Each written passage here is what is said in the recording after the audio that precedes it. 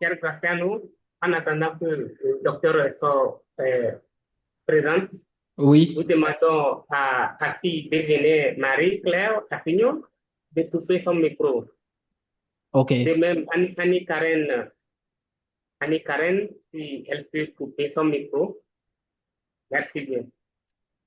En même temps, en attendant que Dr. Esson partage son écran, j'aimerais savoir si Madame Lisa Adassa est connectée ou pas, si Madame Fifi également est connectée ou pas. Est-ce que Adassa est là? Je ne vois pas. Bon, c'est pas grave. Eh bien, très bien, merci. Voilà, on laisse la parole à Esson. Ouais. Et merci beaucoup, cher ami. Je ne sais pas si vous voyez déjà mon écran. Oui, 5 sur 5, mais ce n'est pas encore un diaporama. Et-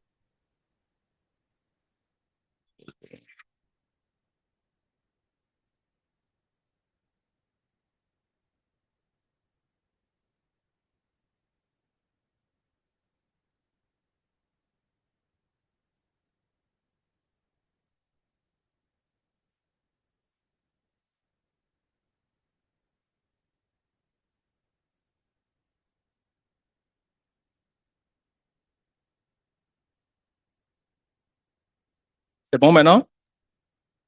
Chez moi, pas encore. Ce n'est pas encore en diapositive.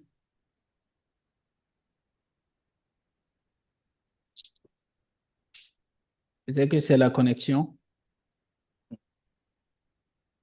Bien, si vous permettez, je vais éteindre ma caméra OK, pour réduire la bande passante. Et puis, d'accord.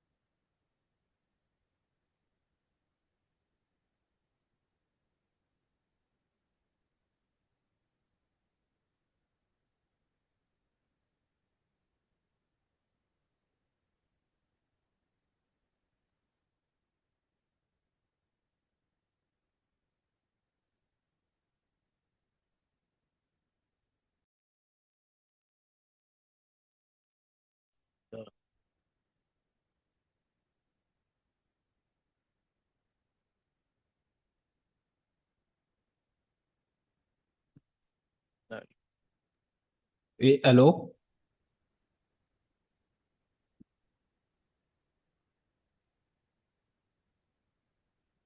Alors, on est sur un autre écran pour le moment.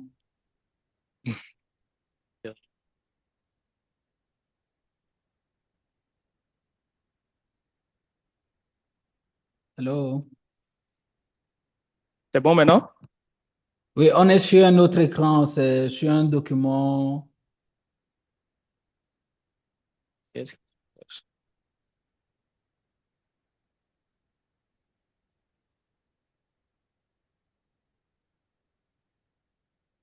Euh, bon, tu vois. Mais quand je le lance en mode diapo, ça vient ici. Vous n'avez pas partagé votre écran. Vous avez partagé une fenêtre peut-être. Voilà. Non, diapositive.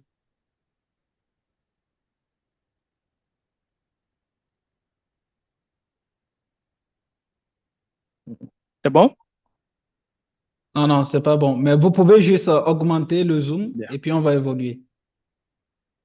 Oui, c'est pas bon en fait. Le souci, j'ai plusieurs écrans. Hmm, OK, Donc, bon, je me déconnecte puis je travaille sur un seul écran. Je pense que là, c'est encore plus simple comme ça. OK, d'accord.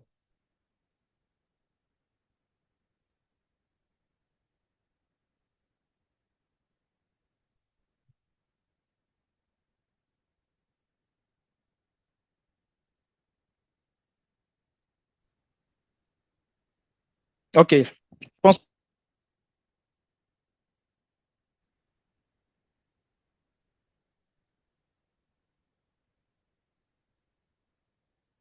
Allô, vous me recevez? Oui, oui, 5 sur 5. C'est bon maintenant? Je ne vois pas encore l'écran.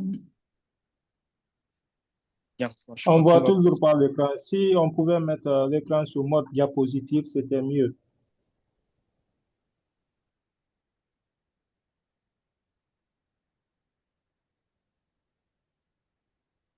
Ça marche pas.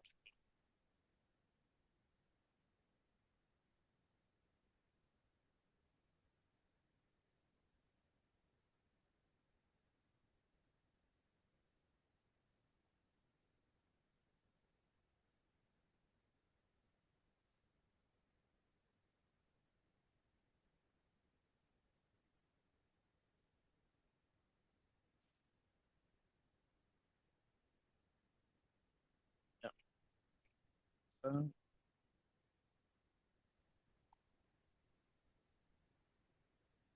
Mais cher Essor, est-ce que tu es déjà déconnecté de l'autre machine? Oui. Ok, d'accord. Je pense que c'est plus ou moins bon C'est bon maintenant, maintenant. vous voyez mon écran? Je vois l'écran, mais c'est pas encore. Oui, c'est bon. C'est bon. OK, super. Oui. Donc, je pense que les autres écrans avaient mélangé des trucs, donc je préfère aller directement sur mon petit écran ici. Donc, comme je le disais à l'entame, c'est pas des cours, mais c'est beaucoup plus de discussions parce que les réalités au Togo, des fois nous avons des similitudes, mais des fois également nous avons des divergences. Donc, ça sera l'opportunité pour chacun de partager des expériences de son pays, ce qui est vécu et également ce qui est envisagé. Donc, pour ce module 1 qui porte sur l'impact sanitaire ou bien les impacts sanitaires du changement climatique, je voudrais à l'entame rappeler deux petites choses. Il n'y a pas de réponse ni de questions bêtes. Donc, sentez-vous libre de vous exprimer comme vous le voulez.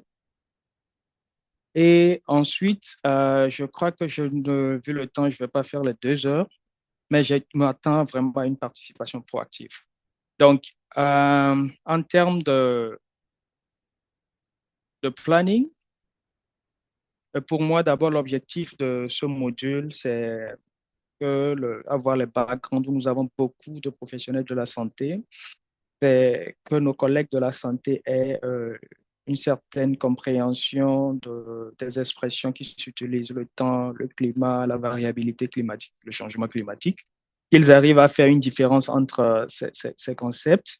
Aussi, de mieux comprendre le lien entre le secteur de la santé et le secteur du climat. Nous avons un véritable melting ici, des gens du secteur de l'environnement, des gens du secteur de la santé et de l'agriculture, je crois. Donc, ça sera vraiment pour nous l'opportunité aussi de partager nos expériences. Et enfin, le rôle que le secteur de la santé peut jouer dans ce nexus-là, dans cette lutte, ou bien dans ces mesures d'adaptation. Alors, en termes de définition de concepts, de plan, c'est d'abord commencer par la définition des concepts, ensuite de parler des causes, des conséquences des changements climatiques. Vous le connaissez tous, mais ça sera une sorte de brainstorming. Nous allons tomber dans le vif, le lien entre climat et santé, puis finir avec le rôle du secteur de la santé. Donc, je m'arrêterai sur le point 3 qui sera sur le lien entre climat et santé pour aujourd'hui et demain, nous continuerons. Donc, en termes de définition des concepts, est-ce qu'il y a des volontaires qui voudraient bien nous dire pour eux c'est quoi le temps, c'est quoi le climat, c'est quoi les changements climatiques, ce qu'on entend par atténuation, adaptation? Graciano, s'il te plaît, tu pourras m'aider parce que je n'ai pas la visibilité des participants. Donc, tu pourras aussi m'aider avec la modération et le choix D'accord. des intervenants. Merci. Ah, il n'y a pas de Donc, souci. quelqu'un, un volontaire pour nous parler pour lui, c'est quoi le temps, pour lui, c'est quoi le climat?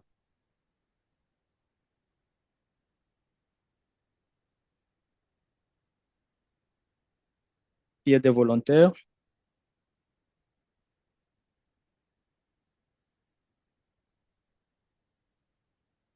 Oui, Monsieur Bouraïman. Ok, merci beaucoup. Merci pour cette initiative. Sans trop parler, moi, je dirais que le temps, pour moi, c'est une variable et qui est influencée par la géographie et l'environnement dans lequel un individu se retrouve. Et le climat, pour moi, le climat, quand je vais définir le climat, je dirais que c'est la variabilité de temps et par rapport à l'aspect et Allô? et- Voilà, je pense que M. Bouraïma doit avoir des soucis de connexion. En effet. oui, Allô, Monsieur Bouraïma, vous nous recevez? oui, oui, je vous reçois. Je disais que pour moi, le climat, le temps d'abord, le temps, c'est une variable influencée par la géographie, l'environnement, la géographie et l'environnement. Mais le climat, et pour ne pas le confondre, pas confondre le climat au temps, le climat, c'est l'aspect du temps à une période donnée. C'est les quelques Mhm. définitions que je peux donner. Merci. Merci beaucoup, M. Bouraïma. Est-ce Merci. qu'il y a quelqu'un d'autre qui veut aussi se jeter à l'eau? Personne pour le moment. Si vous me permettez, je vois Kadi Diop, Madame Diop, Kadi, si vous êtes là, pour vous, c'est quoi le temps? Pour vous, c'est quoi le climat?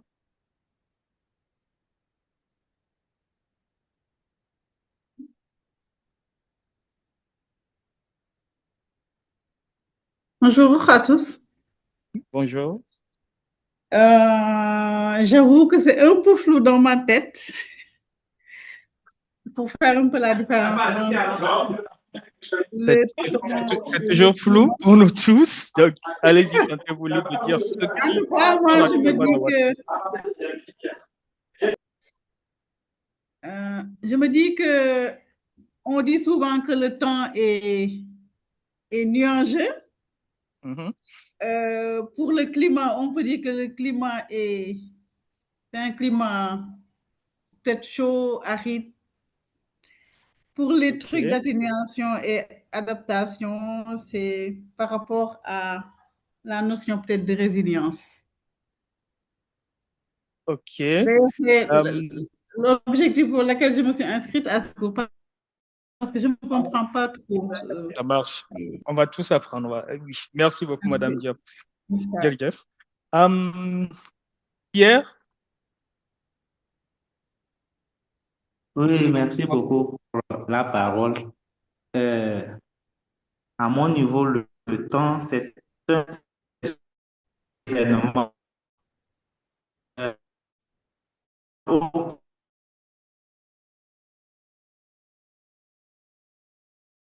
logique observé sur une longue période.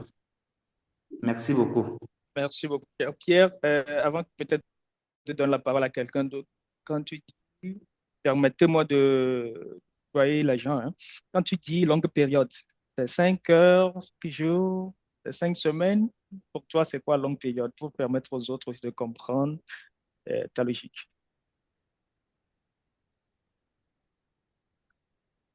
Euh, je, je veux dire par rapport au temps, j'ai dit c'est une succession de périodes ou d'événements.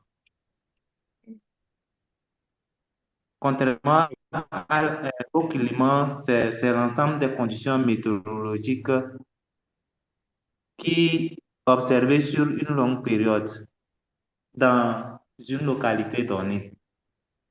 Ça marche. Je comprends maintenant. Merci beaucoup, Pierre. Condi, Oui, merci beaucoup. Vous m'entendez, s'il vous plaît? tout à fait, 5 sur 5. Donc, pour moi, je dirais le temps correspond aux conditions atmosphériques sur une courte durée. Disons, moins d'un jour. Par contre, quand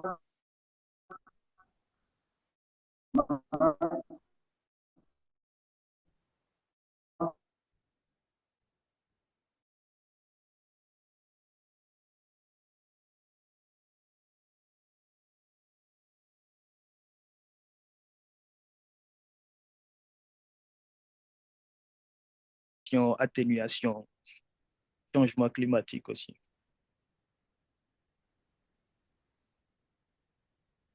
Merci pour la parole. Et pour moi, le temps, c'est la durée des événements. Et j'attends par climat les conditions météorologiques, la température, les précipitations, l'humidité, le vent, et leur variabilité dans une région donnée, ce qu'on observe dans une période donnée aussi. OK. Encore. Ah, il y a des volontaires. On dit souvent l'appétit vient mangeant. Donc, Basile.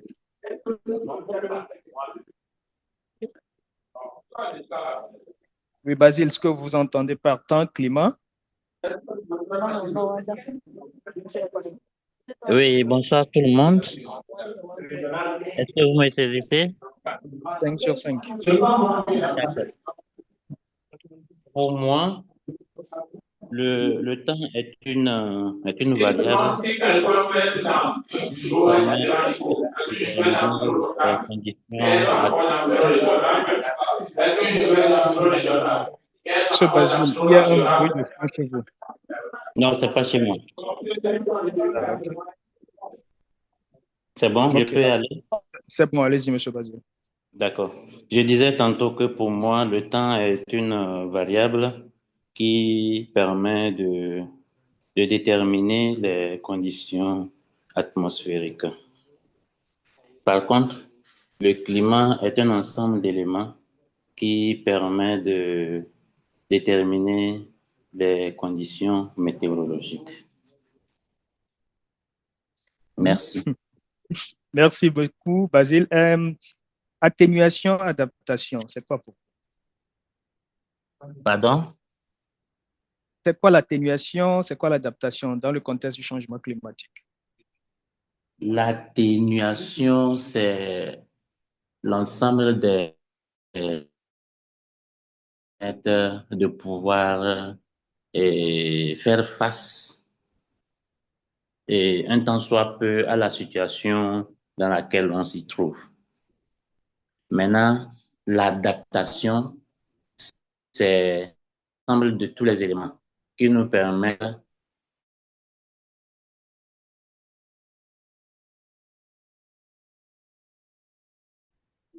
OK, merci. Merci beaucoup, Basile. Asimande. Merci beaucoup. Merci beaucoup pour l'opportunité. Je pense que je m'enligne un peu derrière ce que mon préciseur vient de dire. En fait, l'atténuation, c'est un des moyens qui nous permet de faire face à un arrive.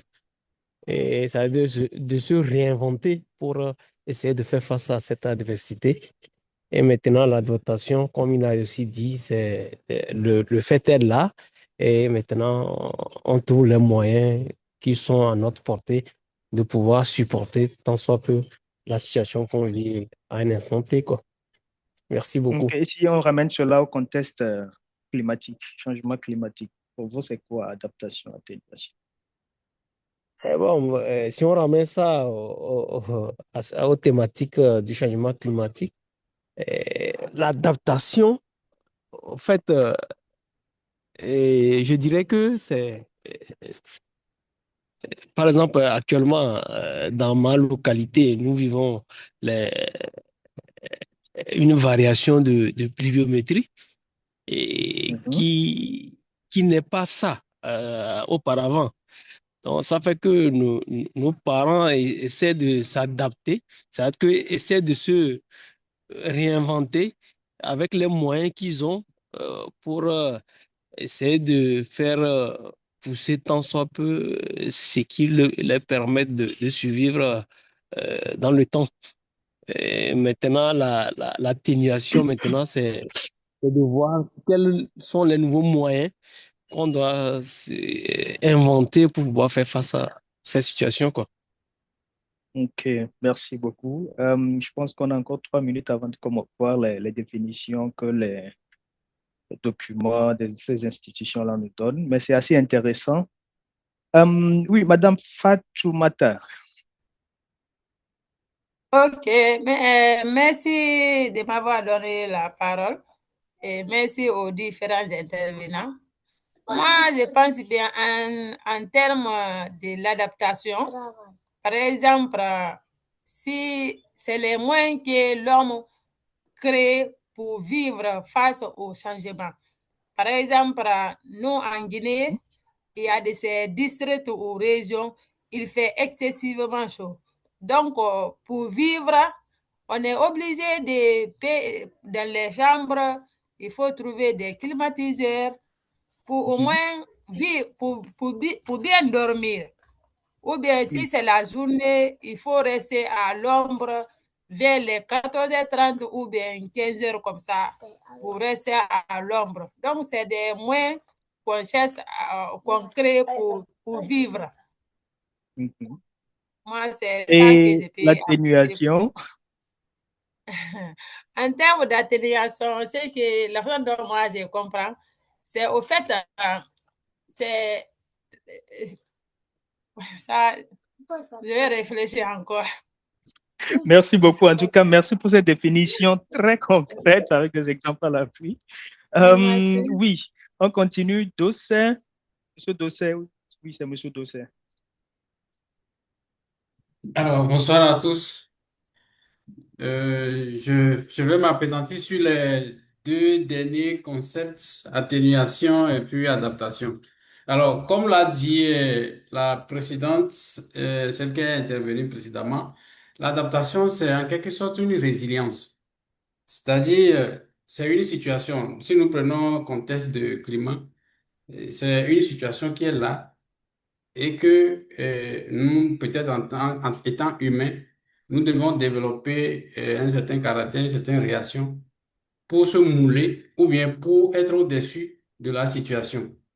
Donc, c'est en quelque sorte pour nous une résilience que nous devons nous développer. C'est comme si quand une maladie ou bien un microbe pénètre ton organisme, et l'organisme fait une réaction et il développe une immunité pour faire face. Et à un moment, soit il engloutit le microbe, soit il accepte de cette façon, mais tout en vivant avec. Si nous prenons par exemple l'atténuation, c'est pour moi un ensemble, ou bien un agissement, une réaction de l'être pour diminuer ou bien pour amoindrir l'effet d'une situation, ou bien pour faire face à une situation qu'on juge dangereuse. Donc, c'est pour moi un ensemble des moyens, un ensemble des actions ou de réactions pour faire face ou bien pour contrer ou défendre une situation quelconque. Merci. Merci beaucoup. Encore quelques deux personnes et on va... Ah, il y a déjà trois, donc après trois, on va aux définitions. Monsieur Touré, ensuite Monsieur Bouraïma et enfin Monsieur Mohamed Abouda.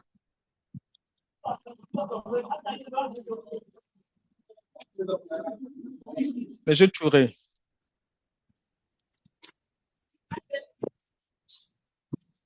Je crois qu'il n'est pas là. Oui, Monsieur ou Madame Bouraïma. Oui, c'est Madame Bouraïma. Pour moi, l'adaptation, c'est la capacité de l'individu à faire face à une situation.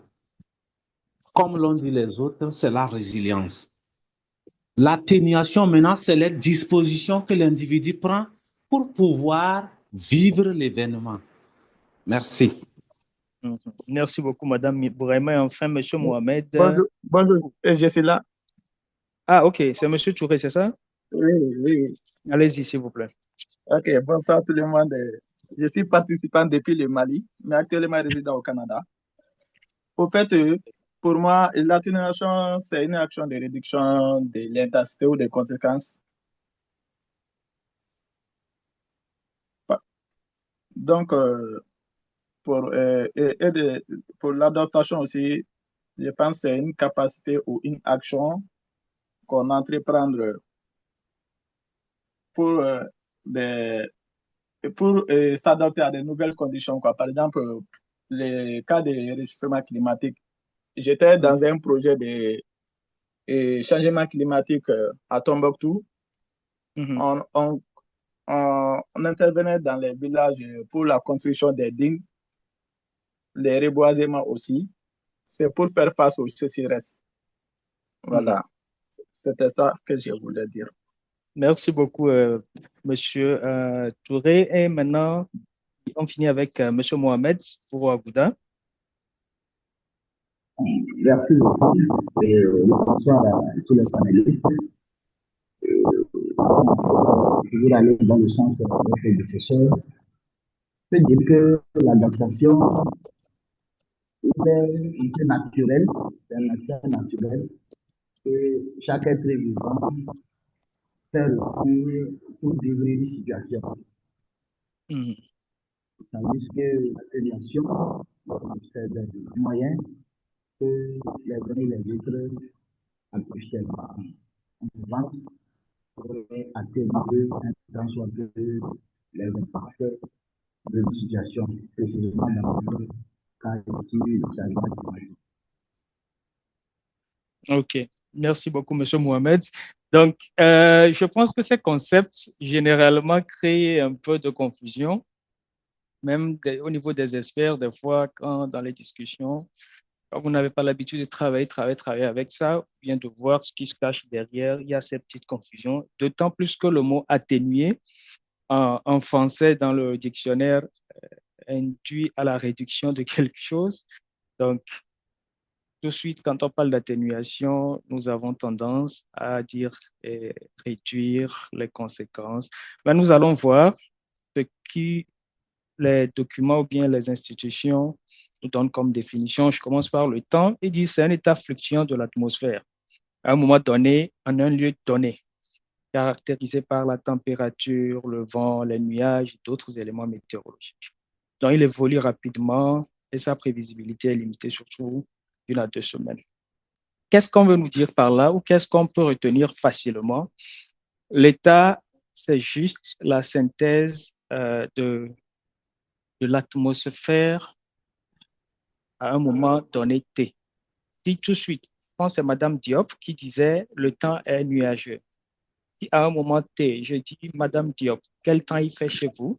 Regardez par la fenêtre, vous pouvez me dire le temps est nuageux et je ne me trompe pas. Donc, ce qu'on retient. Allô? Allô, oui? Vous avez dit quelque chose? Vous m'avez interpellé tout à l'heure? Je disais, comme vous l'avez dit, entre-temps, pour vous, peut-être le temps, c'est qu'il est nuageux. Non, c'était juste pour donner un exemple. Là, le ciel est dégagé. Oui, exemple. Je suis dans votre logique, en fait. Donc, le temps, c'est la synthèse de l'atmosphère à un moment donné T. Donc, si je vous interpelle, je dis, regardez par la fenêtre, il fait quel temps? Vous me direz, le temps est nuageux. C'est juste un exemple, je donne. Par contre, quand je parle du climat, il dit c'est un temps météorologique moyen ou plus précisément description statistique des moyennes sur de grandeur, température, vent et tout cela. Donc là-bas, c'est une synthèse sur une très longue période et on parle d'au moins 30 ans. Donc, beaucoup l'ont dit sur une longue période, c'est au moins 30 ans. Parce que si c'est 1 an, on ne parle pas encore de climat.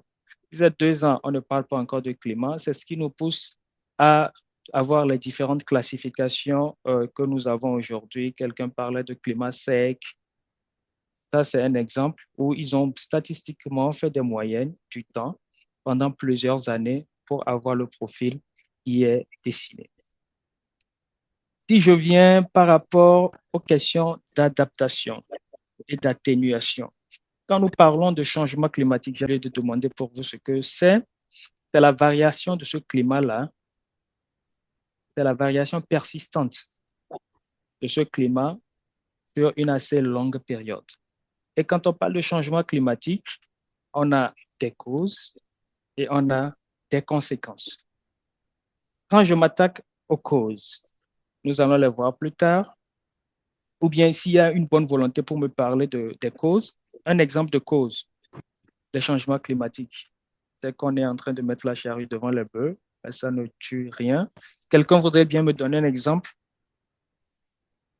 Oui, Fatouma, ça? Un exemple de changement climatique. On Les a causes les du changement climatique. les causes. Oui, les causes. On Qu'est-ce qui a les induit le changement sécheresses. climatique? Les Individuel. sécheresses. OK, ça marche. On voit bien. Oui, Monsieur Adonti, exemple de cause. Oui, et comme exemple de cause de changement climatique, il y a les fortes températures, les sécheresses, les inondations. Son accent. Que je peux citer. Merci. OK. Les causes, en réalité, ce sont les gaz à effet de serre, ce sont les émissions des gaz à effet de serre qui induisent le changement climatique. Et les conséquences, c'est ce que nous observons, vous et moi, en termes de sécheresse, en termes d'inondation, en termes d'augmentation de la température. Donc, c'est maintenant, quand on parle d'adaptation, les adaptations, c'est des mesures qui visent à lutter contre les conséquences. Quand je prends le cas d'inondation, nous ne pouvons pas changer le fait que nous soyons enclins aux inondations avec ces changements climatiques. Nous ne pouvons pas arrêter les inondations. Donc, qu'est-ce qu'il faut faire? C'est trouver des mesures qui nous permettent de vivre ou d'anticiper ces événements-là. Pour certains, quand on parle de forte température, Madame Fatima t'a parlé tantôt de rester à l'ombre. C'est une forme d'adaptation. Je ne peux pas arrêter ces fortes températures, mais à mon niveau, j'ai quand même des mesures qui me permettent de réduire l'impact de cette température sur moi, sur ma communauté. Et une forme d'adaptation, ou bien un exemple d'adaptation concret là-bas, c'est rester à l'ombre. Donc, on entend par adaptation toutes les mesures qui luttent ou bien qui permettent à l'individu, à la communauté de résister, de réduire l'impact des conséquences. Donc, adaptation s'attaque aux conséquences et atténuation, c'est toutes les mesures qui nous permettent de réduire l'émission ou bien les causes. Atténuation s'attaque aux causes. Donc, si, par exemple, nous avons l'habitude d'émettre beaucoup de gaz à effet de serre à travers nos véhicules, les mesures d'atténuation là-bas vont viser à réduire tout ce qui cause cela. Donc, réduire l'utilisation de ces sources d'émissions. Donc, ce qu'on peut retenir facilement, adaptation va avec conséquence, atténuation va avec cause. Ce que je nous demanderais, c'est de garder cette définition comme telle. Nous allons les voir un peu plus en profondeur, un peu plus de cas concrets, parce que j'ai encore remarqué qu'il y a cette confusion. Atténuation s'attaque aux causes, donc les gaz, les sources d'émissions, les gaz à effet de serre, et adaptation s'attaque aux conséquences que nous vivons, comme l'inondation, les fortes chaleurs. J'avais prévu un exercice, mais ce que je vais faire, je vais plutôt aller aux causes et aux conséquences des changements climatiques. Puis nous revenons à cet exercice pour mieux comprendre ce que c'est que adaptation, pour mieux comprendre ce que c'est que atténuation. Alors, pour vous, quelles sont les causes des changements climatiques? Quelqu'un avait déjà parlé des gaz à effet de serre, qui sont les principales causes. Donc, monsieur, pour nous, allez-y. Merci, monsieur. Merci beaucoup, docteur, pour Et ça, s'il vous plaît. la formation que vous nous donnez.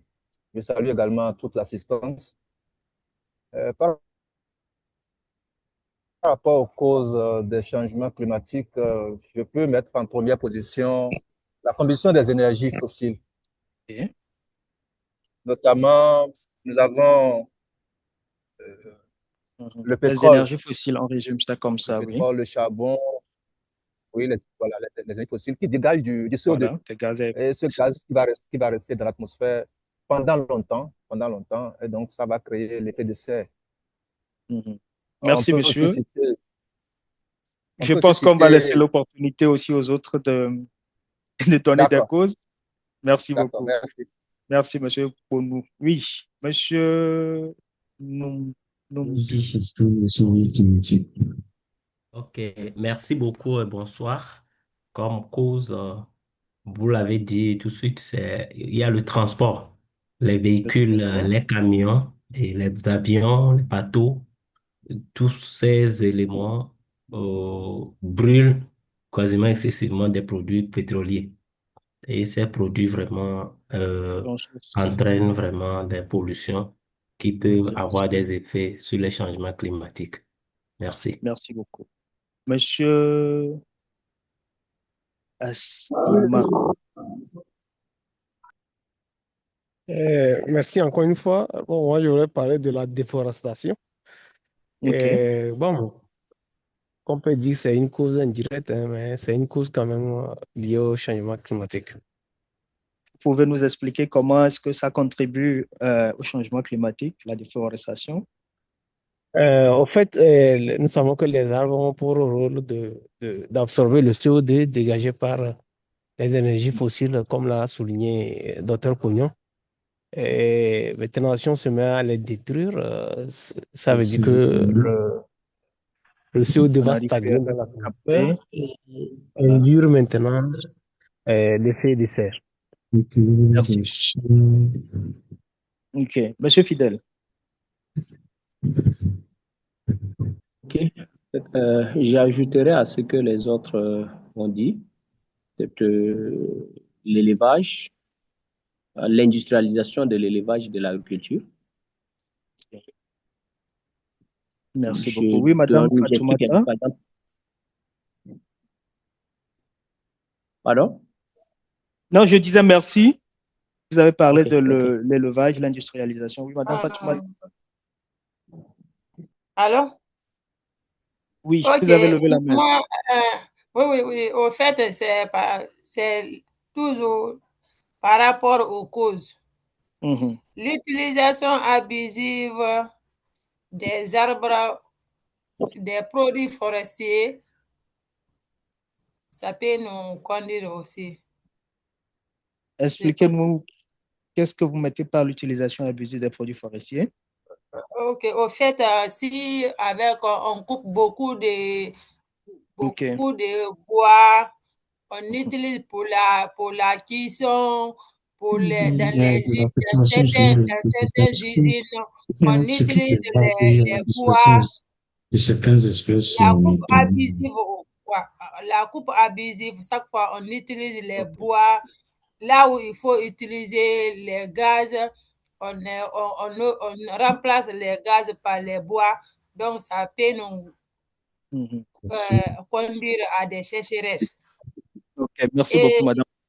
Je crois que vous avez tous pleinement raison. Quand on parle d'émissions de gaz à effet de serre, vous avez parlé de déboisement. Donc, les arbres qui sont normalement séquestrateurs de carbone, ces arbres n'existant plus, les carbones qui sont libérés par nos véhicules, par le secteur industriel, par les produits même phytosanitaires que nous utilisons, ces gaz montent dans l'atmosphère, ont des gaz à effet de serre qui créent dans l'atmosphère des problèmes, donc notamment en creusant la couche d'ozone. Donc nous allons voir ça, vous les avez cités, il y a la combustion des énergies fossiles, que ce soit le carburant, le pétrole, la fumée qu'émettent nos zones industrielles, ça libère de ces gaz-là.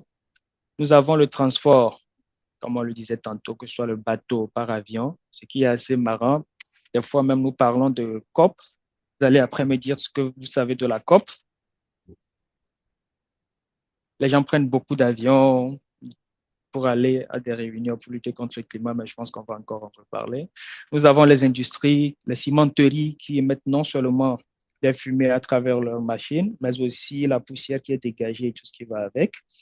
Nous avons la déforestation, comme certains viennent de le mentionner, l'agriculture et l'élevage. L'agriculture, je parlais tantôt des produits phytosanitaires toxiques aussi, et également le secteur du déchet qui contribue également au changement climatique, qui induisent le changement climatique. Donc, les causes ici, vous les avez retenues, C'est principalement tout ce qui contribue à l'émission des gaz à effet de serre. Alors, je vais demander, est-ce qu'il y a des volontaires pour me parler des conséquences des changements climatiques?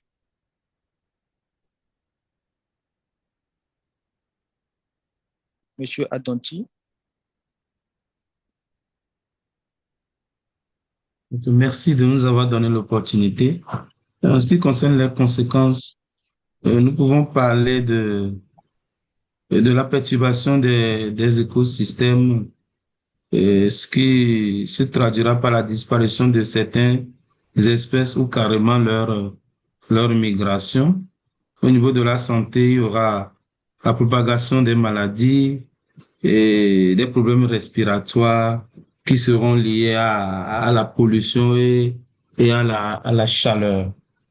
On peut avoir aussi les hautes températures qui vont vraiment déranger les populations. Voilà ce que nous pouvons citer. Monsieur Adonti. Je vois Monsieur Numbi.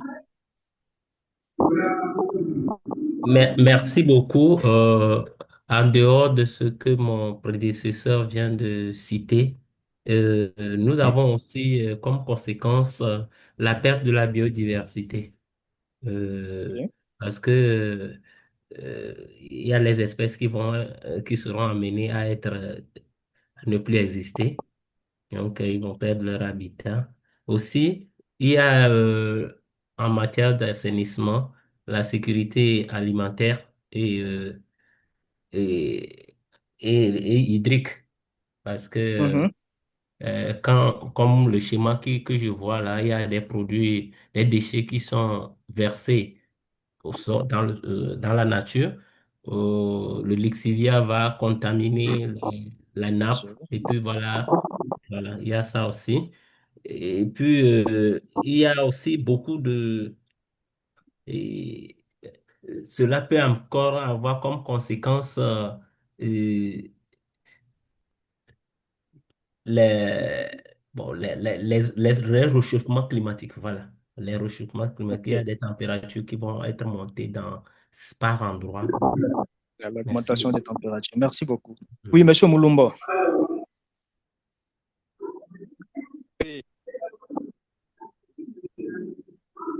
Il y a mon confrère Mumbi qui venait de parler, ce que je devais aussi évoquer, mais je m'en vais aussi ajouter avec les changements climatiques et les conséquences qui peuvent arriver, surtout du côté santé. Vous allez constater que du côté nutrition, il y a sécheresse, les semences vont sécher, les plantes vont sécher, il y aura manque ou pénurie de d'arrêts alimentaires. Et là, il y a la malnutrition qui peut s'installer. Aussi, il y a la prolifération des vecteurs pendant certaines saisons, quand il y a un changement climatique. Je m'avais donné l'exemple des moustiques. Et là, il y a aussi le paludisme qui ravage les gens avec les anémies qui vont s'installer. Et hormis ça, il y a aussi les flores qui entrent aussi en jeu. Donc, comprenez que vraiment les conséquences sont nombreuses sur les plans humains, mais aussi animal, végétal, tout être là qui existe, qui vit. Ça marche. Merci beaucoup. Madame Bouraïma. Oui, c'est Monsieur Bouraïma. Merci. Désolé, Monsieur Bouraïma. Et moi, je dirais que la première cause, c'est ce que nous voyons, les inondations, l'augmentation de la température. Ici, nous parlons des conséquences. Les conséquences surtout. Les conséquences, c'est ce que nous voyons directement. Il y a les inondations, il y a l'augmentation de la température, ce qui va impacter la santé des individus, l'émergence des maladies. Merci. Monsieur Lama Simon-Pierre.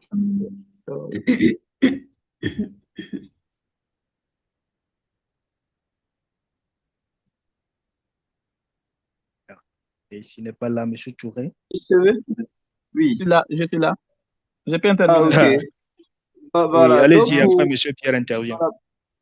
pour Ok, ne plus se répéter, je pense qu'en voyant même les causes qui ont été projetées, alors pratiquement à chaque cause correspond vraiment à une conséquence.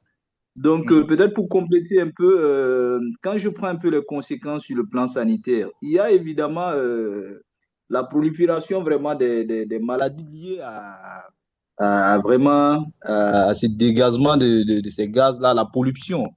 Hein, les maladies liées vraiment à la pollution, donc il y a vraiment cette prolifération de maladies évidemment à ce niveau. Mais aussi, il y a quelqu'un qui a déjà parlé de l'augmentation également de la température. C'est vraiment une conséquence immédiate vraiment de ces réchauffements climatiques-là. Et l'autre chose, sur le plan social, je pense que ces réchauffements climatiques-là est aussi vraiment, il y a une conséquence qui est vraiment la pauvreté. Parce que si l'agriculture, les choses ne donnent plus, alors ça va nous entraîner vraiment vers la pauvreté. Donc, c'est vraiment une conséquence de ce réchauffement climatique-là. Au-delà de ce que les autres ont dit. Merci. Super. Voilà. Monsieur Lama. Oui. À vous la parole. Vous avez la main levée, donc je vous donne la parole. Une conséquence des changements climatiques. Je peux intervenir avant que lui il intervienne. C'est M. Touré qui a la parole actuellement. Voilà, ok. Ce que je peux aussi ajouter, c'est que on a l'insécurité alimentaire qui peut être causée par la mauvaise pluviométrie et la mauvaise récolte aussi. Donc, ça peut aussi amener l'immigration à la recherche d'une vie meilleure. Ça peut, quand on était dans les écoles fondamentales, on nous disait aussi que l'une des conséquences du réchauffement climatique, qu'il y a des glaces qui peuvent être fondues. Si les glaces fondent, il y aura une augmentation de la quantité des mers aussi. Ok, merci. Voilà. Monsieur Lama, ensuite, Goro Hadi. Oui, moi j'ai déjà intervenu. Hein. Ah, ok, d'accord. Ok. Goro Hadi. Donc, je ne fais que rajouter parce que les autres ont déjà parlé de pollution, ce que nous observons directement dans nos pays, avec la mauvaise qualité de l'air, mais également les problèmes de pluviométrie, la rareté des pluies, mais également l'avancée de la mer dans certaines zones côtières ici à Dakar, où chaque année, il y a le même problème qui revient. Nous parlons aussi des problèmes sur les cultures avec les rendements quand il y a inondation et tout, les sécheresses, tout ce qui est catastrophe quoi, qui peut s'abattre sur une communauté et qui peut l'empêcher de vivre correctement. Super. Donc, vous avez pleinement raison. En termes de conséquences, vous les avez citées. Elles sont peut-être, toute cette liste n'est pas exhaustive. Il y a la hausse des températures, la perturbation des précipitations. On est beaucoup plus focalisé sur la rareté, mais nous assistons dans certaines zones à une augmentation accrue, en fait, ce qui aussi entraîne de véritables soucis d'inondation, des zones qui avaient une précipitation assez normale qui se retrouvent avec de fortes précipitations, contrairement à d'autres zones qui sont de plus en plus en manque ou qui se voient dans des questions de rareté pluviométrique. Nous avons des inondations, vous les avez citées, la dégradation de l'agriculture. Nous savons que notre agriculture encore en Afrique est majoritairement tributaire du climat. Donc, il y a baisse de pluie, baisse de rendement et par conséquent, insécurité alimentaire. Donc, nous avons la propagation des maladies, ce sur quoi nous allons parler dans le prochain point, l'impact sur la santé qui nous concerne beaucoup plus. La perte de la biodiversité, je pense que vous avez été nombreux aussi à le citer, le déplacement des populations. Au début, ce n'était pas tellement visible parce qu'on alliait souvent un déplacement des populations aux guerres, mais en réalité, quand vous prenez le cas de sécheresse, des raretés d'eau, ça aussi, c'est des soucis, ou bien c'est aussi des causes de déplacement des populations. Donc, comme vous l'avez dit, ça agit sur le secteur de l'environnement, le secteur de la santé, les conditions de vie et pour finir, l'économie. comme quelques-uns l'ont dit. Donc, je suis très content que nous ayons compris quelle est la différence entre conséquence ici et la cause. Donc, conséquence, c'est ce que nous subissons, que vous voyez sur l'écran, et les causes, c'est ce que nous faisons, nos activités, tout ce qui est anthropique qui contribue à l'émission des gaz à effet de serre. Donc, ceci étant, je vais retourner à cet exercice, mais avant, je fais encore cette définition. Adaptation, c'est toutes les mesures qui s'attaquent aux conséquences. Comment nous pouvons vivre avec ce qui nous arrive pour ne pas trop être affectés ou peut-être même pour l'éviter au futur. Et atténuation, c'est toutes les mesures qui visent à réduire les émissions de gaz à effet de serre. Donc, comment nous pouvons agir sur nos activités pour limiter, réduire, abaisser les émissions. Donc, atténuation s'attaque aux causes, adaptation s'attaque aux conséquences. Donc, je ne sais pas si cela vous va, nous pouvons aller à l'exercice. Je vois Madame Kadi qui a la main levée, ensuite Monsieur Assima. C'est des questions avant qu'on aille aux exercices ou bien c'est des contributions? Oui, des questions, éclaircissements. OK. Si vous pouvez revenir un peu, s'il vous plaît, sur différence entre variation climatique et changement. Là, je n'ai pas trop saisi les nuances. OK. Nous parlons de changement climatique pour des périodes assez longues. Nous observons des modifications, je dis persistantes, sur une période, une très longue période. On parle de plusieurs décennies. Par contre, la variabilité climatique, c'est une fluctuation périodique. On peut dire, cette année, nous avions eu une année plutôt pluvieuse. L'année qui suit, nous avons une année moins pluvieuse. L'année qui vient, l'année d'après, peut-être 2026, 2025 a été une année pluvieuse. 2026, moins pluvieuse. 2027, plutôt pluvieuse. Là, nous sommes en train de parler de variation climatique. Ça peut être au cours d'une saison. Peut-être il y a des gens qui ont 2 saisons. Donc, la première saison, et pour faire simple, je prends les années, c'est encore plus simple. 2026, elle est pluvieuse. 2027, elle n'est pas pluvieuse. 2028, c'est une année plutôt pluvieuse. 2029, c'est une année plutôt pluvieuse. 2030, c'est une année non pluvieuse. Quand vous prenez les années périodiquement chaque année et que vous les comparez, on parle ici de variation et de variabilité climatique. Maintenant, quand vous prenez toutes ces années, je me projette de 1990 à 2026 et que vous faites des analyses, ces moyennes statistiques, vous verrez que la tendance, on aura une tendance peut-être qui dit que les années deviennent de plus en plus pluvieuses ou les années deviennent de moins en moins pluvieuses. Mais ça, c'est une analyse, une moyenne statistique sur plusieurs années. Là, on est en train de parler de changement climatique sur plusieurs décennies. Mais quand vous parlez de variabilité climatique, c'est vraiment périodique. Une année, ou bien au sein d'une année, une saison. Donc, en 2025, la saison pluvieuse, nous avions eu moins de précipitations pour 2025. En 2026, la saison pluvieuse, plus de précipitations, ainsi de suite. Je ne sais pas si... Samagoro, c'est bon? Ahna? Oui, c'est très clair. Merci beaucoup. Merci beaucoup. OK. Monsieur Assima. Merci beaucoup. Enfin, je voulais ajouter que toutes ces conséquences ont un dénominateur commun, c'est-à-dire qu'ils vont affecter le système sanitaire de nos pays, puisqu'on aura beaucoup de cas de maladies, donc la demande sera forte, et puis nos systèmes sanitaires, si on ne sait pas bien s'adapter, on fera face vraiment à l'adversité, quoi. C'est ce que je voulais ajouter. Merci beaucoup. Je pense que nous en reparlerons soit demain ou après-demain. Et ça sera beaucoup plus développé avec mon collègue aussi au niveau du module 4. Donc, nous allons passer aux exercices. Je projette l'image. Vous me dites si c'est une adaptation ou une atténuation. Bien. Des fois, il se peut que certaines mesures soient des mesures d'adaptation, mais avec des coûts de bénéfices atténuation. Oui, Samagoro, vous avez la main levée ou bien c'est l'ancienne main? OK, ça marche. Donc, ici, si vous voyez cette image, ça vous fait penser à quoi? Une adaptation, une atténuation? Monsieur Dossé, oui, allez-y. Une atténuation. Pourquoi?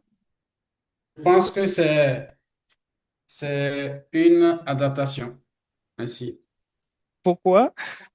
Juste Monsieur parce Dossé. que ici, c'est l'énergie, c'est la chaleur qu'on est en train de transformer en un système d'éclairage pour nous que nous utilisons aujourd'hui les panneaux solaires. Et donc, on utilise la chaleur du soleil. Voilà. Merci.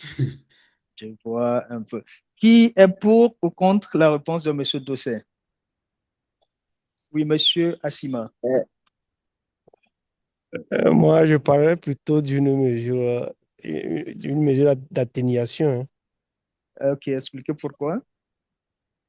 En fait, ici, le système de panneaux solaires ne produit pas de gaz à effet de serre.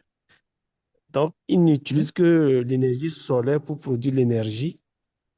Donc, je pense que Pour c'est réduire les des émissions. mesures, c'est ça, pour réduire les émissions de gaz à effet de serre. Donc, pour moi, c'est une mesure d'atténuation. D'accord. Merci beaucoup. Monsieur, parfait. Bonsoir tout le monde. Bonsoir, monsieur Parfait. 5 sur 5, nous vous recevons. Pour vous, c'est une mesure d'adaptation ou d'atténuation? Moi, je crois que c'est une mesure d'atténuation parce que d'abord, l'utilisation de l'énergie solaire nous aide à réduire la consommation des énergies provenant de la combustion des fossiles. Ok, super. Merci. Monsieur Moulumba, si je vous projette... Moi, de mon côté, je dirais que c'est une mesure d'adaptation.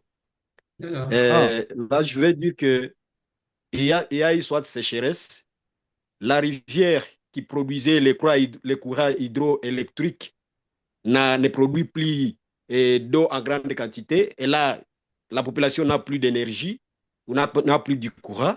Et ils ont passé maintenant au système solaire pour juste adapter les courants. Ok, je vois la réflexion. Je peux encore, s'il vous plaît, je peux? Oui, monsieur Dossé, allez-y, ça devient très intéressant. Oui, justement, c'était pour dire, quand nous nous référons à la définition de l'adaptation, on nous a dit l'adaptation, c'est de pouvoir transformer une conséquence en une situation bénéfique. Et donc, ici, nous sommes en train de transformer la chaleur, l'énergie du soleil en nous permettant de nous éclairer la nuit. Donc, c'est pour moi une adaptation. Merci. Ok, je comprends, monsieur Dossé, je comprends, monsieur Moulumba. Une dernière intervention avant qu'on évolue. Oui. Oui. Oui, alors vous me recevez? Oui, 5 sur 5. Voilà, moi je dirais c'est le 2. Uh-huh. Et si on peut parler du co-bénéfice ici, l'utilisation des panneaux solaires, en même temps, ça évite à ce qu'on utilise tout ce qui est source qui émet des gaz à effet de serre. C'est-à-dire le fait qu'on dévie déjà ces sources, c'est déjà une atténuation et en même temps, l'utilisation du soleil pour s'alimenter, c'est aussi l'adaptation. Donc, je dirais que c'est un co-bénéfice. Ok, dernière intervention. Goro, vas-y. C'est moi? Oui, moi je crois que c'est une stratégie d'atténuation parce que là, ce sont même les communautés ou bien les responsables de l'entreprise qui agissent sur leurs propres activités pour atténuer l'exposition le truc effet de serre, pour réduire l'émission des gaz à effet de serre avec les panneaux solaires. Donc, ils ont trouvé le moyen d'agir sur leurs activités. OK. Donc, nous savons tous que les panneaux solaires... c'est qui? C'est Fidèle? Oui, allez-y. Oui. Moi, si je me réfère donc à la définition donnée, je trouve que c'est une mesure d'adaptation. Nous avons dit que les mesures d'atténuation s'attaquent donc aux causes. Ici, la cause ici, c'est quoi? Si on doit dire que c'est une mesure d'atténuation, la cause ici, est-ce que c'est le soleil? Donc, je trouve que c'est une mesure d'adaptation, le fait d'utiliser le panneau. OK. Merci beaucoup pour vos interventions. C'est une très belle discussion, très belle réflexion. Initialement, nous avons dit tout ce qui concerne l'atténuation s'attaque aux causes. Donc, tout ce qui peut permettre de réduire les émissions de gaz à effet de serre. Les panneaux solaires, fondamentalement, contribuent à réduire l'utilisation des énergies fossiles, c'est-à-dire tout ce qui facilite ou bien contribue à l'émission des gaz. Donc, les panneaux solaires ici, en utilisant l'énergie solaire, en fait, on ne produit plus assez de gaz. Donc là, on s'attaque aux causes. On réduit les émissions en utilisant les panneaux solaires. On parle ici des mesures d'atténuation. Maintenant, vu que c'est des réflexions, je pense que nous allons tous les noter. Ça sera un exercice de maison pour chacun de nous, pour aller chercher si les panneaux solaires peuvent être utilisés comme co-bénéfice d'adaptation. Parce que l'exemple qu'on a donné, où la sécheresse a induit le tarissement des cours d'eau et que ces structures ne pouvant pas émettre, est-ce qu'on peut considérer cela comme co-bénéfice d'adaptation? C'est une réflexion, mais fondamentalement, les panneaux solaires contribuent à réduire les émissions de gaz à effet de serre, c'est-à-dire en réduisant l'utilisation de l'énergie fossile. Mais si vous êtes d'accord, je pense qu'on peut prendre ça comme un exercice et demain, on revient discuter. Oui, Kadi?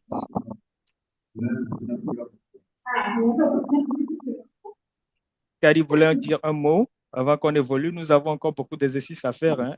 Non, c'est l'ancienne main. J'avais oublié de désactiver. D'accord. Donc, fondamentalement, les panneaux solaires, c'est des mesures d'atténuation.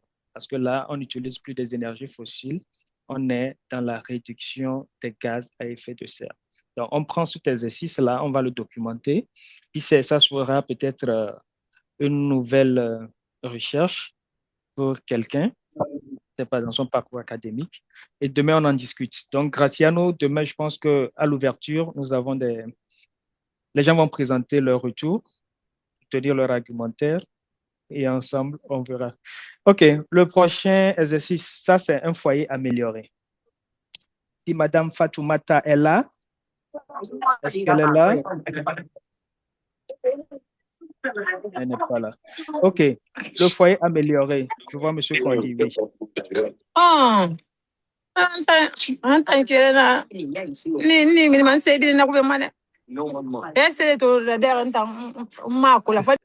Madame Fatoumata.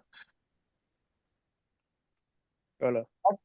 OK. Alors, Monsieur oui. Kondi. Alors, oui.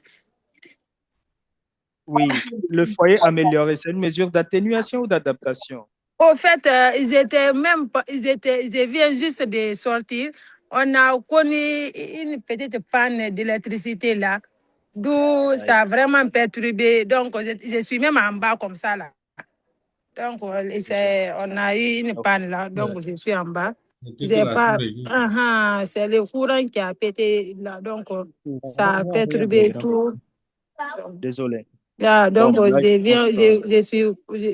me connecte comme ça sur mon téléphone maintenant là. Aussi. Monsieur Kondi? Allez-y, Monsieur Kondi. Le foyer amélioré, selon moi, devrait être une mesure d'atténuation. OK, pourquoi? Le foyer amélioré utilise moins ces conditions possibles que nous utilisons pour, notamment le charbon, pour la combustion pour la combustion. Là, vu que ça vient de dire cette utilisation-là, je pense que ça devrait être une mesure d'atténuation. C'est bon, super, merci. Oui, monsieur Fidèle et monsieur Agouda ensuite. Monsieur Fidèle, il est parti. Oui, le foyer amélioré, l'utilisation de foyer amélioré permet donc de réduire la consommation donc du bois, et donc c'est une mesure d'atténuation. Super, atténuation. Et monsieur Bawa, et monsieur... Oui, Bawa, je me trompe pas. Oui, merci. Oui, allô, vous me recevez? Allô? Oui, monsieur, allez-y. D'accord, là, je pense que c'est une mesure d'atténuation. Okay. Parce que en utilisant ces foyers améliorés, on va réduire la déforestation. Bon, c'est à mon avis. D'accord, merci. Donc, en fait, en réalité, en utilisant les foyers améliorés, on réduit l'émission parce que ça réduit, en fait, les charbons de bois en usage massif qui émettent beaucoup. Les foyers améliorés réduisent ainsi cette quantité de gaz et on les classe donc dans les mesures d'atténuation. OK, le prochain point, la prochaine image.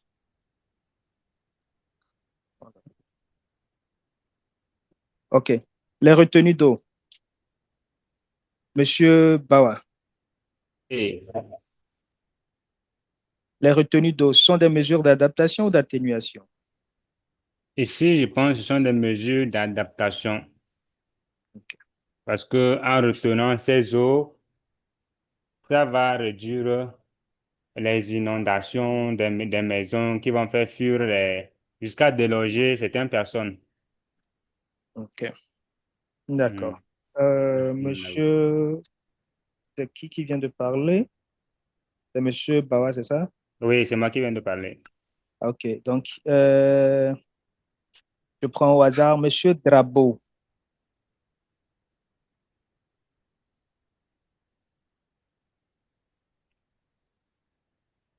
Monsieur Drabo, vous êtes là? Oui, vous recevez? Oui, on vous reçoit. Les retenues d'eau sont des mesures d'adaptation ou d'atténuation? Ce sont des mesures d'adaptation parce que ça va permettre de prévenir la pénurie d'eau pour les zones où la différence climatique va se manifester par les intempéries de la pluviométrie. Voilà. Bon, je n'ai pas bien saisi, mais j'ai entendu mesures d'adaptation quand même. Oui, c'est ça, mesures d'adaptation. Okay. Contre les pénuries liées aux intempéries climatiques. OK. Et pour finir, le reboisement.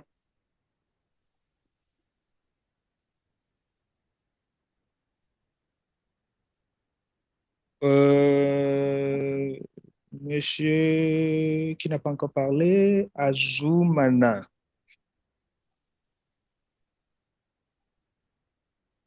Oui, bonsoir, messieurs.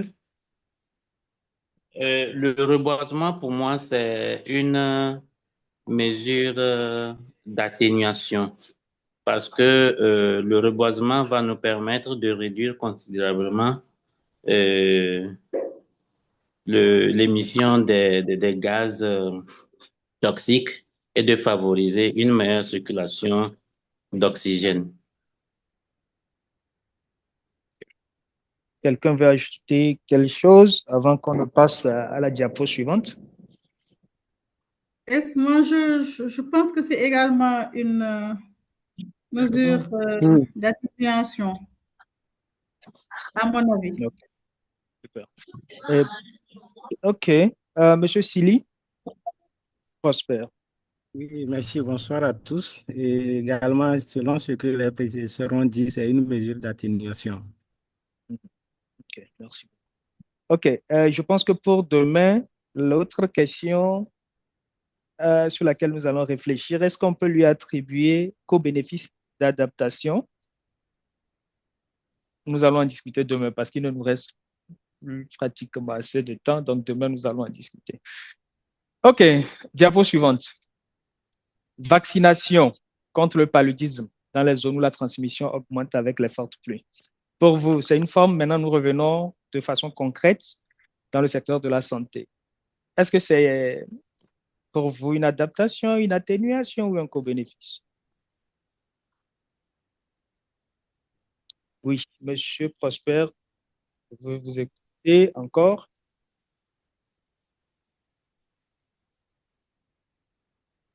La vaccination contre le paludisme, c'est une forme d'adaptation ou d'atténuation? Oui, selon moi, je pense que c'est une forme d'atténuation. Expliquez. En quoi la vaccination contre le paludisme réduit les émissions de gaz à effet de serre?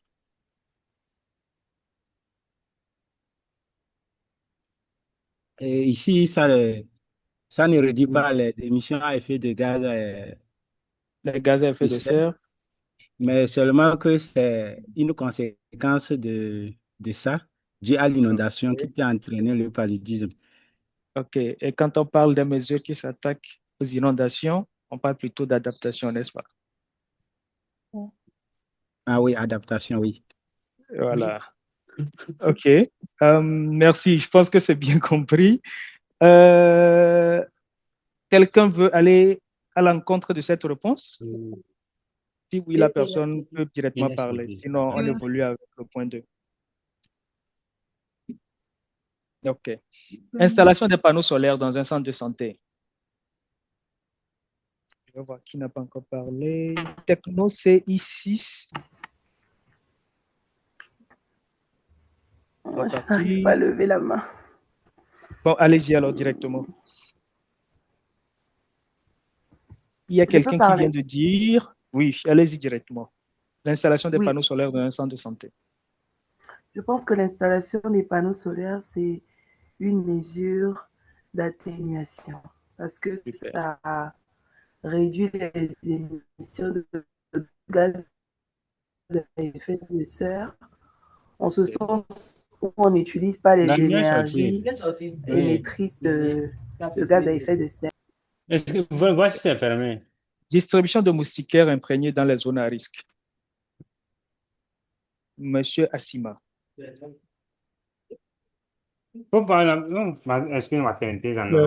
Merci beaucoup. Je pense que c'est une mesure d'adaptation. Super. Mise en place d'un système d'alerte précoce pour les vagues de chaleur.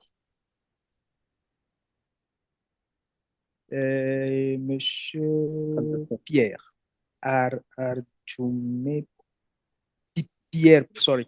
Monsieur Arjoumé Pierre. Mise en place d'un système d'alerte précoce pour les vagues de chaleur. Pour vous, c'est une adaptation, une atténuation ou même un co-bénéfice?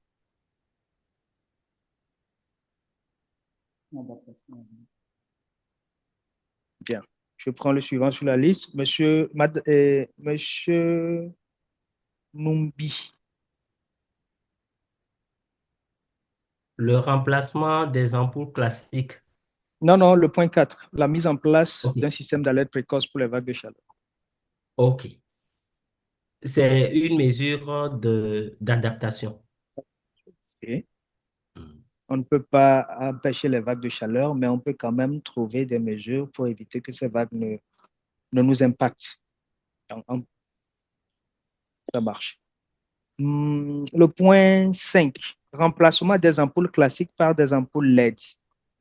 Je vais voir Madame Fatoumata Bangoura. C'est une mesure d'atténuation. OK. Pourquoi? Parce que ça va nous permettre de réduire la production du gaz. Ouais. Elles sont moins consommatrices, donc réduire l'émission en fait. Monsieur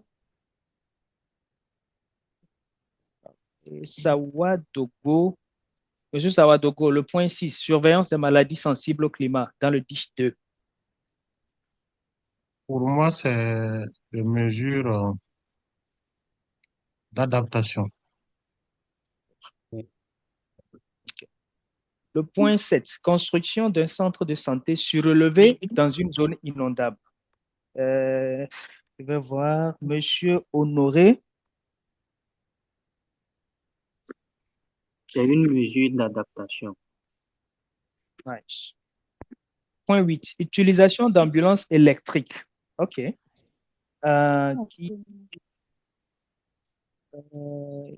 Bon, malheureusement, il y a des gens qui n'ont pas leur nom. C'est iPhone, je vois. Moi, je peux dire, c'est Anita, je peux dire que c'est une mesure d'adaptation et d'atténuation, les deux. OK. Pardon?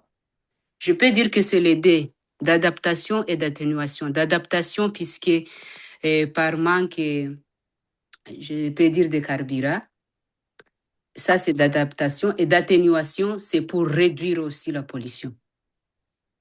Je comprends votre logique, la réflexion derrière. Mais est-ce que le but primordial, fondamental du véhicule électrique, c'est pas pour réduire la consommation d'énergie fossile? Oui, c'est pour réduire la consommation. D'énergie fossile, donc de réduire en fait les émissions. Pollution. Non, c'est une mesure d'atténuation. C'est ça. C'est une mesure d'atténuation. Parce que même s'il y a le carburant, en réalité, les véhicules électriques doivent contribuer à réduire les émissions, donc réduire l'utilisation de l'énergie fossile. Est-ce qu'il y a... Madame, c'est bon? OK. Le point 9, sensibilisation des communautés sur les gestes à adopter pendant les fortes chaleurs. Qui n'a pas encore parlé? Permettez-moi de... Techno CI6. Oui, bonsoir à tous. Oui, allez-y. Oui, c'est une mesure d'adaptation. OK. Vous pouvez nous expliquer pourquoi?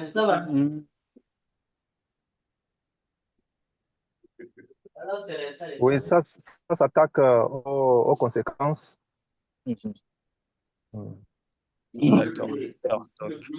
OK.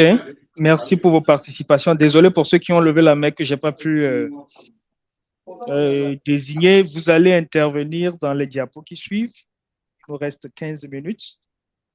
Ça, ce sont les réponses. Oui. Donc, vous aurez la documentation.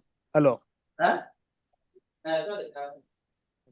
bon, nous, on devait parler des causes et conséquences, mais on a dû mettre la charrue devant les bœufs pour pouvoir mieux comprendre l'exercice. Ce n'est pas grave. Donc, nous allons aborder le point 3.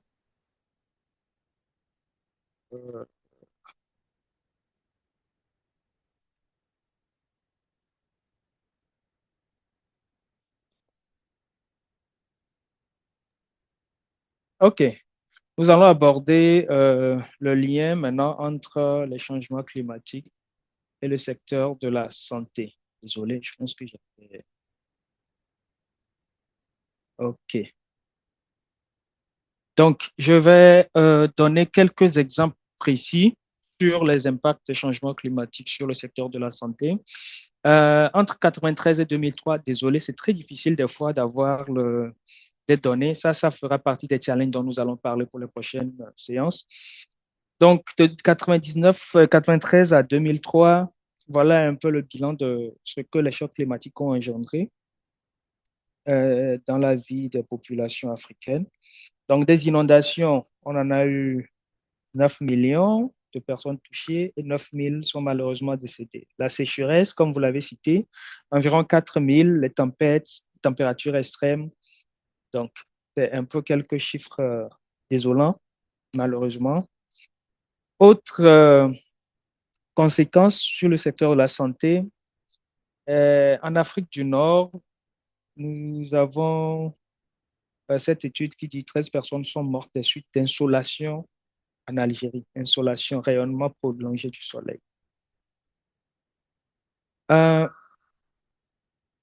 Est-ce qu'il y a une sage-femme dans le lot? Parmi les participants, est-ce qu'il y a une sage-femme? Oui. OK. Oui, C'est présenter votre nom, s'il vous plaît. c'est Madame Batian, s'il vous plaît. OK. Madame, dites-nous, pour vous, en tant que sage-femme, le 5 mai 2024, votre thème pour la journée, vous êtes togolaise? Oui, je suis togolaise. OK, le 5 mai, si je ne me trompe pas, 2024, le thème de la SAFETO, l'Association des sages-femmes du Togo, pour la journée mondiale de la sage-femme, c'était la sage-femme et son action sur le climat, quelque chose comme ça, si je ne me trompe pas. Alors, dites-nous, pour vous, comment est-ce que les changements climatiques peuvent impacter la santé de la reproduction? Ça peut être la santé Les chan- maternelle et tout ce qui va avec. Pour vous, comment vous concevez ça?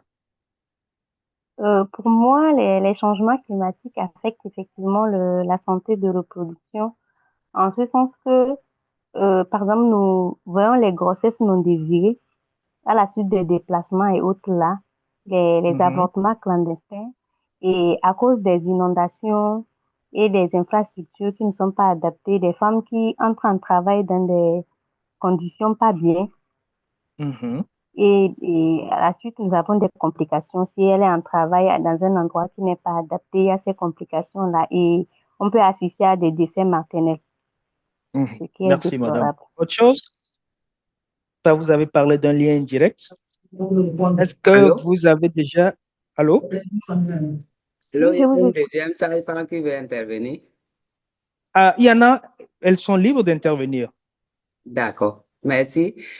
Mis à part ce que la collègue vient de dire, je pense que les changements climatiques influencent beaucoup sur les femmes enceintes, de sorte que la chaleur forte donne le stress aux femmes enceintes et ça entraîne les hypertensions qui, au finish, il y a l'accouchement qui donne les pré-éclampsies, les éclampsies. Et au même stress et de chaleur, la femme peut aussi faire des avortements provoqués ou des accouchements prématurés. Et comme elle le disait aussi, le déplacement et les inondations, il y a dans nos pays d'Afrique, les coupures de ponts, les inondations font que les femmes n'arrivent pas à aller aux formations sanitaires, n'arrivent pas à accéder aux formations sanitaires pour les accouchements, pour les consultations prénatales. Du coup, les conséquences à l'accouchement, des accouchements à domicile, des CPN, des consultations prénatales qui n'arrivent pas à se faire à temps ou dans de bonnes conditions. Et donc, il y a toujours les conséquences sur la femme enceinte et les changements climatiques. Et les complications obstétricales et les déplacements des femmes enceintes avec les difficultés de route. Donc, en tout cas, c'est beaucoup de conséquences sur la femme enceinte et la SSR.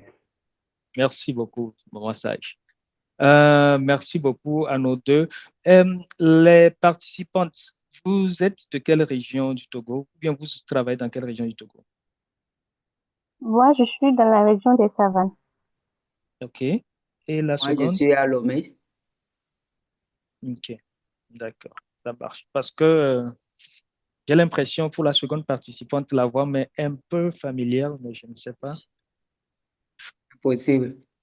OK. Je pense qu'on était passé une fois au ministère Oui. et ensuite à Cara au Palais des Congrès. J'étais là pour une formation avec les sages-femmes. Ouais, je pense que la voix m'est assez particulière. Donc, merci beaucoup. C'est en fait à cela aussi je voulais en venir. Quand nous parlons de santé, ici, voilà quelques données des recherches. Désolé, je n'ai pas mis les sources, vous les aurez aussi après. Malheureusement, comme notre sage l'a dit, l'hyperthermie maternelle au moment de l'accouchement multiplie par 2,5 le risque de lésions cérébrales néonatales. Il y a également, on estime que le nombre de morts nés de naissance prématurée augmente d'environ 5% pour chaque montée de 1 degré de la température. Malheureusement, le lien entre santé, changement climatique et santé n'est pas assez développé. Et pire encore, sur santé de la reproduction, on n'a pas tellement d'évidence, surtout en Afrique francophone. Et je pense que s'il y a des gens ici qui veulent déjà réfléchir au terme de mémoire et tout, c'est assez intéressant de aussi s'orienter dans ce domaine. Ah, OK. OK, bon, en tout cas, à la GIZ, nous sommes là, nous pouvons accompagner ce genre d'activités de recherche. S'il y a des élèves aussi désireux de le faire, qui veulent aussi notre appui, il n'y a pas de souci, nous sommes là pour l'appui technique. Et j'ai aussi mon collègue et chef ici, le docteur Jacques Niatou, qui est en charge de tout ce qui est santé de la reproduction à la GIZ. Je pense que c'est aussi des portes d'entrée. OK, il nous reste 5 minutes. Donc ici, j'avais pris un petit exemple. Ça, c'est moi-même qui ai eu à faire ça. C'est lors de certaines de mes études dans la région des savanes. Je me suis amusé à voir un peu l'évolution des températures minimales parce que nous parlons, on cite comme conséquence augmentation des températures, augmentation des températures. J'ai essayé de regarder de 1990 à 2022 comment les températures minimales se sont présentées dans la région des savanes. Et j'ai assisté, ça c'est par les analyses statistiques, à une augmentation de 0,65 degrés. Donc, comme je disais au début, les variations climatiques, en 90, les températures minimales annuelles étaient à 24, ensuite c'est remonté, mais quand nous prenons ça sur la longue durée, nous remarquons cette tendance à la hausse des températures. Donc, c'est ces genres d'analyses statistiques-là qui se traduisent par des phrases simples comme hausse des températures que nous avons ensemble citées. Ça, c'est un cas concret de la région de Savane. Et c'est moi-même qui ai eu à faire. Donc, à cause du temps, je ne vais pas vous présenter pour les autres paramètres climatiques comme la précipitation et tout, mais ça, c'est juste un overview. OK. Le lien entre climat et santé. Très rapidement, est-ce qu'il y a quelqu'un qui peut me dire comment est-ce qu'il conçoit le lien entre climat et santé? Ou bien je repose la question de façon simple. Pensez-vous que le secteur de la santé contribue au changement climatique? C'est le contraire. Ah, donc le secteur de la santé ne contribue pas au changement climatique. Il y a d'autres qui sont d'accord? Bien, vice-versa. La santé peut influer. Non, c'est le climat qui influe sur la santé. La santé ne contribue-t-elle pas au changement climatique? La santé contribue aussi au changement climatique. OK, ceux qui sont pour le fait que la santé contribue, pouvez-vous nous dire comment? Allez-y, je n'ai plus l'écran, donc parlez directement sur ça. OK. Oui, la santé contribue. Lorsque nous prenons le système de santé, Allô, allez-y, s'il vous plaît. Lorsque nous prenons le système de santé, déjà, le nombre d'agents de santé qui circulent de leur maison pour leur point de travail, les émissions d'échappement de leur moteur sont déjà en contribution avec la pollution. Les frigos, les clims que nous utilisons dans les services, lorsqu'on a les déchets et qu'on voudrait les incinérer, l'émission de fumée d'incinération, il y a des déchets plastiques qui ne sont même pas incinérés, qui polluent davantage l'environnement. Les bouteilles d'hommes, les seringues usagées, en fait, tout ce qui contribue, tout ce qui constitue les déchets biomédicaux également sont en contribution avec le changement climatique. Merci. Okay. Merci. C'est monsieur. Pouvez-vous donner votre background? Tabossi. De quel pays? D'accord. Monsieur Tabossi, je suis au Togo. Je suis à Lomé. Ok, d'accord, ça marche. Je suis. Okay. Je suis nutritionniste biochimiste. J'ai eu aussi un parcours en santé environnementale au niveau master. Oui, ajoutez quelque Bonsoir. chose, madame. Ou bien c'est monsieur, je ne sais pas. Je pense que bonsoir, En bonsoir. plus de... Bonsoir. Ok. Je peux parler? C'est Oui, Saodougou allez-y, je n'ai Pogonyanga. plus l'écran devant moi, Ah, donc ok. c'est difficile de... C'est Pogonyanga Saodougou du Burkina. Ok, Je pense allez-y. que mon prédécesseur a tout dit, hein. Il faut dire que l'offre de soins engendre la production de déchets biomédicaux. Et si ces déchets biomédicaux sont mal gérés, ça va contribuer au réchauffement climatique, à l'émission de gaz à effet de serre. Ça, c'est le premier aspect. Le deuxième aspect, c'est les infrastructures sanitaires, avec donc tout ce qui est fait comme organisation pour offrir les soins. Je veux parler donc des générateurs, des ampoules qui peuvent aussi euh, entraîner, en tout cas, la combustion donc des énergies fossiles. Je parle donc des générateurs. Donc, en somme, on peut dire vraiment que les services de santé aussi ont un effet donc sur le changement climatique à travers donc la gestion des déchets et tout ce qui est organisation comme générateur et installation. Même les installations des centres de santé peuvent entraîner souvent une déforestation s'il n'y a pas un travail en amont qui est fait. Merci. Merci. Une dernière intervention. Moi, c'est Anita. Je voulais juste insister. Moi, je suis infirmière de formation. C'est surtout sur la gestion des déchets. La gestion des déchets, s'il n'est pas bien trié, ça entraîne aussi. Et on se connaît tous.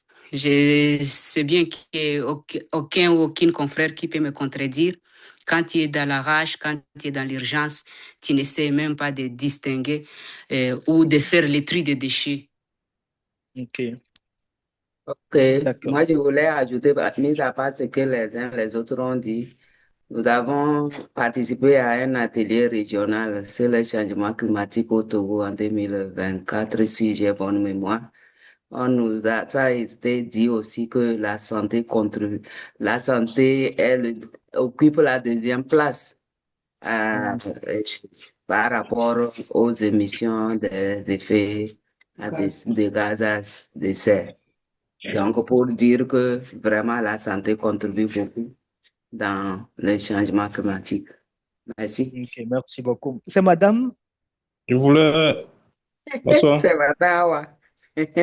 Ah, OK, madame Awa, content de vous réentendre encore. Je pense qu'on était ensemble à la formation et je vous ai un peu fatigué, c'est ça, non?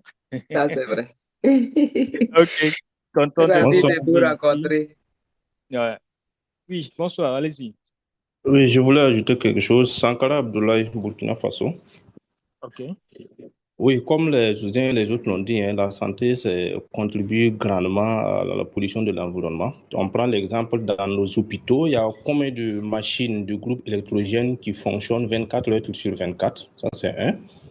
En dehors de la gestion des déchets biomédicaux, qui représentent principalement la grande partie qui pollue l'environnement. Bon, ici, je ne sais pas si on se limite uniquement à la santé humaine, sinon j'allais parler de la santé environnementale, notamment l'utilisation des trucs, des antibiotiques au niveau de l'agriculture, qui contribuent également à polluer le sol. Ce que je voulais, voilà, les pesticides et puis tout ce qui va avec la Merci culture beaucoup. maraîchère. Merci. Ici, on était beaucoup plus sur la santé humaine, mais je pense D'accord. que nous Merci. allons, mais c'est quand même une réalité, hein, que vous venez de dire.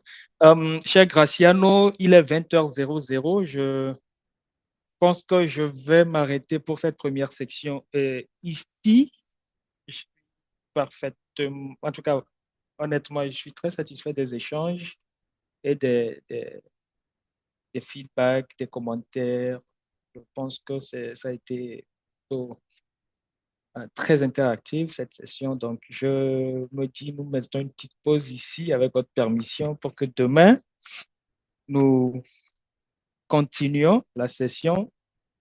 Donc, demain, je vais reprendre avec cette partie. Nous allons discuter, bien entendu, pour montrer que l'impact ou bien le lien entre le climat et la santé, c'est dans les deux sens. Il y a un premier sens qui va du climat qui impacte la santé. Il y a le second sens où la santé aussi contribue au changement climatique. Donc, demain, nous allons voir ça et poursuivre. Mais si vous m'accordez 5 minutes, je voudrais donner 2 petits exercices en plus des 2 recherches que j'avais données au début. Graciano, je peux? Oui, Avec oui, l'accord. avec plaisir, oui, avec plaisir. OK. Donc, je veux que les sages-femmes du groupe peuvent peut-être se réunir ou bien individuellement faire quelques recherches demain en 1 ou 2 minutes pour nous dire, bon, aujourd'hui on a parlé de l'impact sur la santé de la reproduction, mais nous dire comment ou bien les mesures d'adaptation possibles pour la santé de la reproduction. C'est clair? Nos collègues de sages-femmes, c'est bon la consigne? Oui, c'est bon. Super. Donc demain vous nous direz, essayer. après avoir cité, on est tout à fait sûr que vous allez nous produire de bonnes choses, comme aujourd'hui d'ailleurs. Donc, comme vous avez déjà illustré ou bien énuméré tout ce qui concerne l'impact des changements climatiques sur la santé de la reproduction, comment pensez-vous, bien quelles sont les mesures qui pourraient être utilisées comme mesures d'adaptation possibles? C'est une question uniquement pour les sages-femmes? Ben, s'il y a des volontaires, il n'y a pas de souci. Hein. S'il y a des volontaires qui veulent se prêter à l'exercice, vous êtes les bienvenus. Ça marche, donc les volontaires aussi, allez-y, je te vois. Demain, on en discutera. Et puis, l'exercice 2, j'ai écouté, j'ai vu les profils, il y a des gens qui sont dans le domaine, c'est vrai, il y a des cliniciens, il y a également des gens qui sont au niveau stratégique. Je voudrais que vous réfléchissiez déjà à comment les mesures, mal formuler ça, comment nos gouvernements devraient-ils s'y prendre pour institutionnaliser le nexus climat-santé dans l'action publique? Ça aussi, vous pouvez déjà y réfléchir, drafter quelques petits trucs. Demain, on pourra en échanger aussi. Donc, merci à vous pour la disponibilité. Merci pour la participation très, très interactive que j'ai trouvée aussi très intéressante, vos idées, vos réflexions. Des fois, on ne voit pas la chose comme vous le voyez, mais en fonction de vos réalités aussi, je pense que ça nous ouvre les yeux sur beaucoup de choses. Merci aux organisateurs, merci aux collègues. Je pense que j'en ai fini. Désolé si je n'ai pas laissé les participants poser assez de questions, mais je pense que demain, on va essayer de se rattraper en se connectant un peu plus tôt ou en étant à l'heure. Merci pour votre engagement. Très bien, très bien. Merci, merci infiniment. Et j'invite tous les participants qui sont encore en ligne à bien vouloir donner une chaude main d'applaudissements au docteur Isso. Docteur, j'ai dit encore docteur, bon, à Isso. Voilà.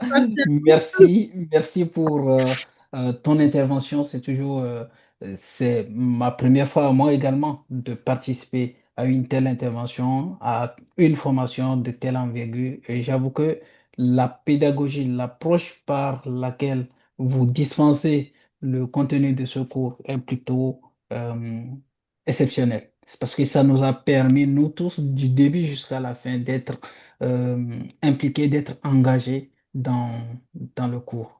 Donc, vivement que les autres intervenants puissent maintenir la dynamique, parce que c'est un élément capital lorsqu'on donne des cours en ligne de pouvoir maintenir, garder l'attention des participants. C'est pas donné, c'est pas quelque chose de facile non plus.